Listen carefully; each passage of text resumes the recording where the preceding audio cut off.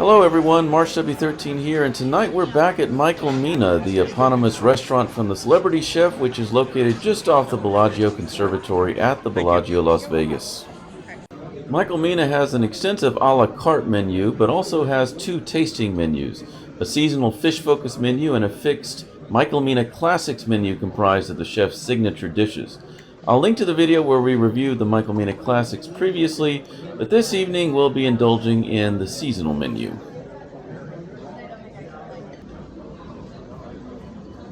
Naturally, there's also a rather extensive cocktail and wine menu with wines by the bottle and glass.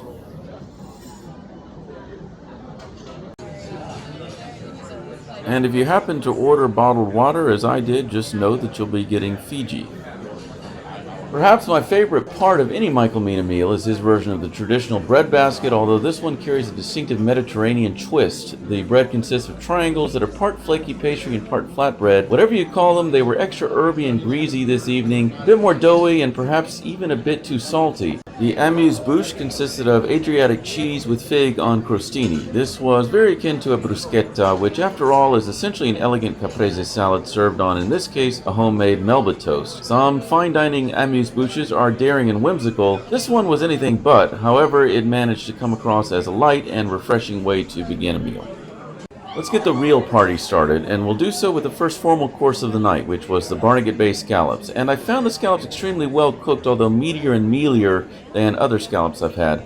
I don't know if those are common characteristics of these specific scallops, which are apparently fished just off the New Jersey shore. I enjoyed the richness of the foam, which complemented everything quite well. On the other hand, the roe really got lost in the fray, and the potato also fell just a little flat and failed to enhance the dish. You do get two scallops, which is good, and the wine cuts through the creaminess of the dish that is otherwise so rich it's almost foie gras-like. And speaking of the wine, the dish was paired with Delamont Blanc de Blanc, which is a real champagne from the Champagne region of France. The Blanc de Blanc, or White of Whites designation, is a reference to the 100% Chardonnay-based composition of the underlying wine. You can typically find a full bottle of Delamont Blanc de Blanc for somewhere in the neighborhood of $90 to $100 at your local liquor or wine store. As for the wine itself, it was super crisp and dry with some breadiness, just what you'd expect from a French champagne. For the next round, we'll start with the wine, which was a 2019 Martin Sancho Verdejo from Castilla y León, Spain. This wine was dominated by minerality and acidity, like a fuller-bodied Sauvignon Blanc with hints of fruity apple and citrus. The bouquet wasn't as intense as some other Verdejos. A full bottle retails for around $20 at your local wine store. This was paired with a Japanese hamachi of Kishu mandarin, finger lime, cucumber, and black sesame, and this was truly a lovely dish. The hamachi was of extremely high quality, very sweet, but it was the rest of the elements that really sang. Although I'm not generally a sesame fan, the sesame chips carried a much more subtle, delicate flavor with a seaweed-like appearance and an element of whimsy. The whole dish was almost salad-like with all of the greens. The citrus worked, as did the heat from the peppers. Rather than bursting with flavor, this plate was full of subtlety and complexity, a completely different and surprising experience in each bite, and the wine pairing was quite good, complementing well the tartness and acidity of the dish. The crispy spot prawns with young coconut, mackerel, lime, sweet and sour mango, and curry leaf was perfectly executed in every way. The shrimp and the tendrils of hay surrounding them were cooked to crispy perfection, but it was really the variety of sauces that made this dish. Spicy, gingery, fruity, little pools of goodness. And after all, combining different sauces in each bite and experimenting is a kind of fun that epitomizes the fine dining experience.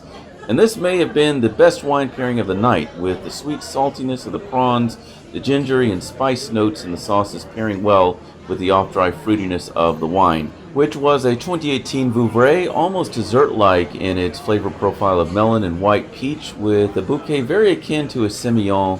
And this was indeed like a much drier Sauterne, low in acidity and bursting with peach. In a sense, it was quite refreshing, like drinking honeydew juice.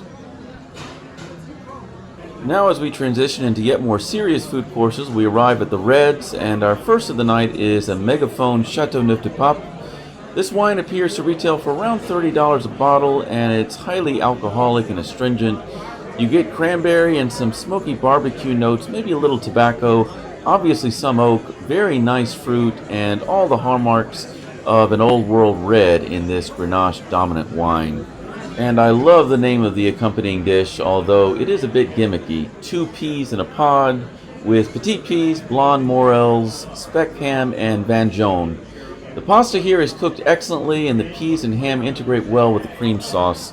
The hint of mint and heavy citrus undertones really elevate this dish to another level, making it a great pairing with the wine. It's hard to describe the harmony, but it's a bit like pairing hard cheese with full-bodied reds. Another excellent facet of tonight's experience. Every fine dining meal needs a fish course, and tonight's was a Bolinas black cod with Kyoto miso, perilla, and a young ginger dashi. And this dish arrived after a significant gap in service, so I assume it took a while to prepare, or there was some other issue in the kitchen. But was it worth the wait? Well, I can say with confidence this was not the best miso cod I've ever had, but that's not to say it wasn't good. It was just rather pedestrian. Don't get me wrong, I love the vegetables and the broth, but it didn't blow me away. In fact, it was a bit over-salted, and it was a somewhat unique, more Chinese interpretation of a classic Japanese course. And at first I found the wine pairing imperfect, but it grew on me. And I'm referring to a Campo Giovanni Brunello di Montalcino, and a bottle of it would run you about $70 at your local wine store. Obviously a Sangiovese-based wine from Tuscany. I found it very oaky and tobacco-y, certainly more traditionally paired with a steak, making it an interesting accompaniment for a fish dish. But I found it stood up to and absorbed the mushroom broth well, and the pairing really grew on me over time. Our dessert wine this evening is a 2019 Wumio Lacoste. It's a Sauterne I've had a million times. Sauternes are, of course, white Bordeaux made from botrytis-ridden Semillon, Sauvignon Blanc, and Muscadel grapes out of the Grave appellation in Bordeaux. This is quite a syrupy and dense dessert wine, a bit like drinking an overripe yellow peach. The dessert is called the lemon, and it has citrus custard, candied lemon peel, and white chocolate. And when that beautiful lemon breaks open, the impression is that the lemon isn't that lemony. The dessert is more subtle and balanced, with the lemon essence manifesting in different facets of the dish. The lemon really comes through in the crumble, reminiscent of an icebox pie, and the gel is beautiful. I always appreciate textural contrast in desserts, and the crunchiness combined with rich creaminess is a lethal combo. The wine was a good pairing despite the citrus centricity of dessert and the more stone fruity nature of the wine. In the end, the dish was essentially a cross between a deconstructed lemon meringue and key lime pie. As with all good meals, this one ended with a cappuccino, and this one was beautifully frothed. The espresso itself was not quite as deep and rich as others, but it didn't need to be. As for the final verdict on Michael Mina's seasonal tasting, if you love seafood, this is your menu and this is your restaurant. You'll definitely leave full. The food and pairing were mostly hit with just a few misses, and I must say that the service at Michael Mina Las Vegas is extremely prompt. I've honestly never seen such a well-timed tasting menu.